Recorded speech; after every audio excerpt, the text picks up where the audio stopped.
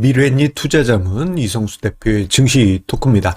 자, 이번 주 들어서 코스닥 시장 대형주를 중심으로 해서요. 자, 변동성이 확대되는 그러한 모습이 반복이 되고 있습니다. 자, 코스닥 지수가 급락했다가 바로 그 다음날 급반등하지만 또다시 오늘 코스닥 시장 대형주를 중심으로 급락하는 흐름이 나타나고 있는데요. 자, 왜 이런 현상이 나타나고 있을까요? 자, 1월 말을 생각해보면 코스닥 지수가 1000을 넘어서 단숨에 3000을 가는 것 같은 그러한 분위기에서 뭔가 분위기가 다른 것은 아닌가 생각이 되는데요. 자, 오늘 증시 토크에서는 이 점에 대해서 생각을 해보도록 하겠습니다. 자, 일단 코스닥 시장의 전반적인 어떤 큰 그림을 생각을 해보게 되면요. 자, 이 코스닥 시장이 1996년에 처음 생길 때 코스닥 시장에 대한 하나의 큰 모델은 나스닥이었습니다. 나스닥처럼 성장하는 기업들이 상장을 해서 정말 IPO도 하고 좋은 성장 기업들이 코스닥에 도전할 수 있는 하나의 중요한 풀로서 코스닥 시장을 시작한 것이죠. 자, 그런데 미국의 나스닥은 정말 이제는 미국 증시하면 나스닥이라고 할 정도로 메인스트림이 되었지만 코스닥 시장은 2000년에 2900포인트 때 고점 찍고 정말 오랜 세월 정말 아쉬운 지수에 있어 왔죠. 자, 그러다가 작년 11월 말부터 해서 코스닥 시장 활성화 이야기가 언급이 됐고 12월에 금융당국에서 코스닥 시장 활성화에 대한 여러 가지 안을 냈죠. 그리고 지난달 중순에는 코스닥 3000 목표 제시라는 이야기가 나오면서 한 번 더 점프업을 최근에 했습니다. 자, 그런데 코스닥 시장의 밸류에이션 측면 그리고 주가 측면을 보게 되면 대부분의 기업들이 내러티브나 성장에 대한 가능성, 기대 이러한 걸로 주가 상승, 주가가 형성된 경우들이 태반입니다.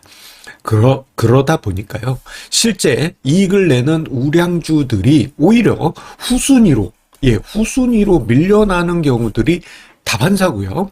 오히려 적자가 몇 년 동안 계속 반복되고 뭔가 엄청난 내러티브가 있고 가능성이 언급되고 테마도 언급되는 그런 종목들이 실적이 안 나.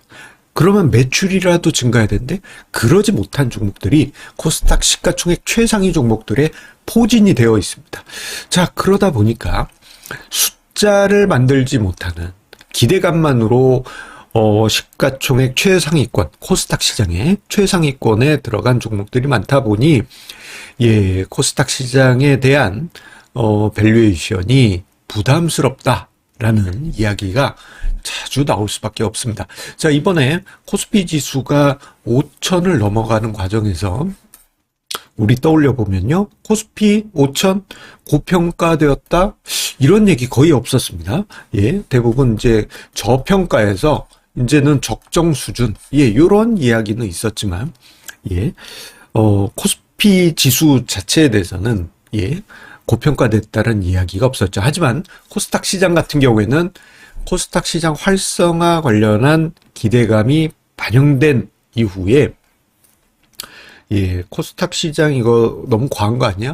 이거 버블 단계 들어가는 거 아니야? 라는 이야기들, 경계론이 많이 제기가 됐습니다. 자, 오늘 저의 투자자문 고객분들로부터 해서 지금 코스닥 시장 오늘 크게 흔들리는데 왜 이럽니까? 라고 질문을 많이 받았어요. 고객분들께. 자, 그런데 그 이유는 어렵지 않습니다. 이겁니다.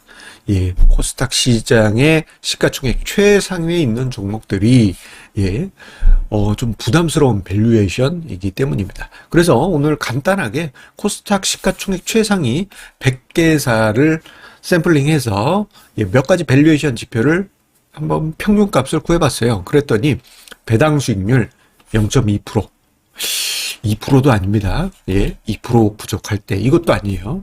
0.2%. 야, 이건 배당 안 주는 거나 마찬가지죠. 그리고 평균 PBR 레벨, 순자산가치 대비 시가총액 비율, 예, PBR 레벨은 1.7배도 아니고, 이 코스피는 한 1.7, 1.5, 1.6 그렇겠죠. 17배입니다. 퍼도 아닙니다. PBR이에요. 퍼는 언급하지 않겠습니다.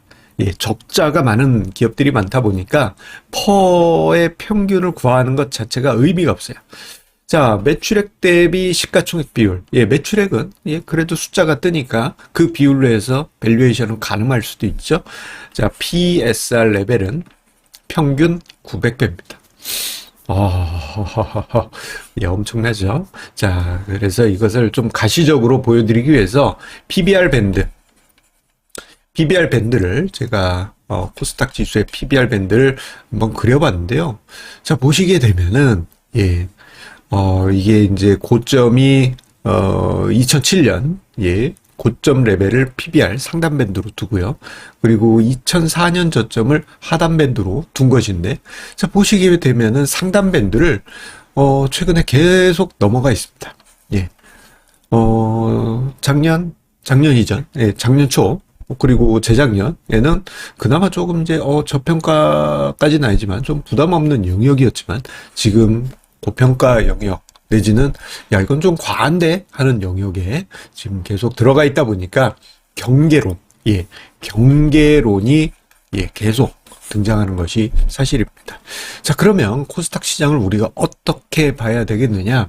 저는 이렇게 이야기를 드리고 싶어요. 코스닥 시장에 시가총액 최상위 종목들의 개편이 필요하다. 즉, 지금 코스닥 종목 중에 시가총액 최상위에 있는 종목들을 보게 되면요, 뭐랄까, 숫자를 만드는 종목들도 있습니다만, 대부분은, 이거 좀, 여기까지 있긴 좀 그런데, 이런 종목들이 많아요. 오히려, 시가총액, 예, 최상위 이하에 있는 종목들 중에 보면, 좋은 종목 많아요. 알곡 같은 종목. 예, 그런데, 주가가 안 올라. 좋은 종목이야. 매출도 꾸준히 성장하고 실적도 꾸준히 내고 배당도 꾸준히 주는데 주가가 안 올라. 왜 안 오르지? 일단 내러티브가 약해요. 예, 어떤 스토리, 서사 이런 게 없다. 그런데 실적은 꾸준히 내. 예.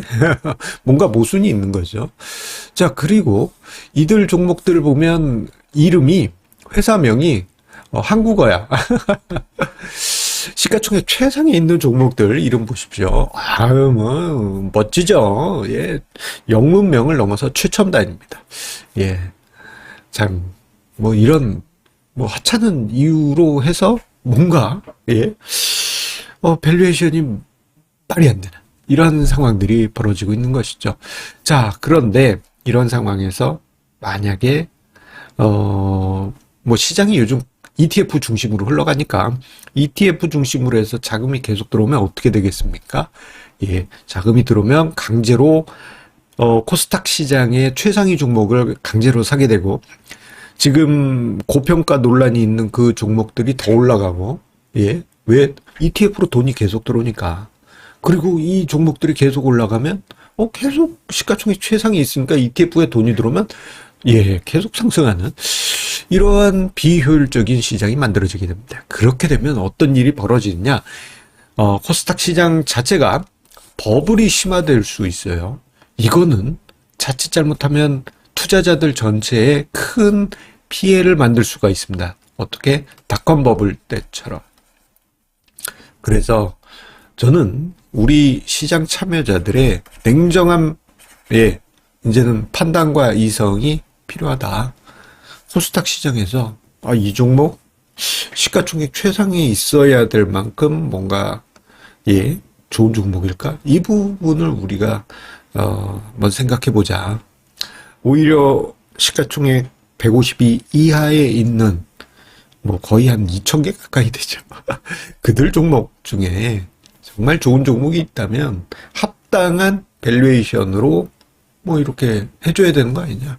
예. 그리고 지금 코스닥 시장 활성화 대책에 보면 여러 가지 대책들이 있지만 다산다사라는 게 있습니다. 뭐냐면은 많이 상장 폐지 시킨다는 거예요. 상장도 많이 하지만 상장 폐지도 많이 한다는 겁니다. 자, 그러면 코스닥 시장에 정화할 종목 정화하고, 예, 그리고 정말 좋은 종목들 재평가받는 그러한 분위기가 만들어진다면 시장은, 코스닥 시장은 정말 우리가 생각하는 2천, 3천을 갈 수 있지, 그 과정 없이 지금 현재로는 단숨에 3천은 어려울 수 있습니다. 자, 이러한 점을 생각하시면서, 예, 코스닥 시장 보실 때, 예, 냉정한 시각으로 볼 필요가 있다. 뭐, 그냥 차갑게 보시란 얘기가 아니고, 냉정한 이성으로, 이 종목 좋은데? 왜 이 가치밖에 안 돼? 재평가. 그러기 위해서는 기관 투자자분들도 뭔가, 생각해보니까 투자 자문사도 기관이긴 합니다. 예. 기관 투자자 여러분들도 뭔가, 예, 하기사 지금 시장 시류가 그러니까 어쩔 수 없다 하지만, 예, 합리적인 판단이 필요하지 않나. 예, 다시 한번 생각을 해봅니다. 감사합니다. 안내 말씀드립니다. 투자자는 금융투자 상품에 대하여 금융회사로부터 충분한 설명을 받을 권리가 있으며 투자 전 상품 설명서 및 약관을 반드시 읽어보시기 바랍니다. 당사의 금융상품은 예금자 보호법에 따라 보호되지 않습니다. 당사의 금융투자 상품은 자산가격 변동 등에 따라 투자 원금의 손실, 0에서 100%가 발생할 수 있으며 그 손실은 투자자에게 귀속됩니다. 주식 투자는 원금 손실이 발생하며 투자의 최종 판단과 책임은 투자자 본인의 책임하에 있습니다.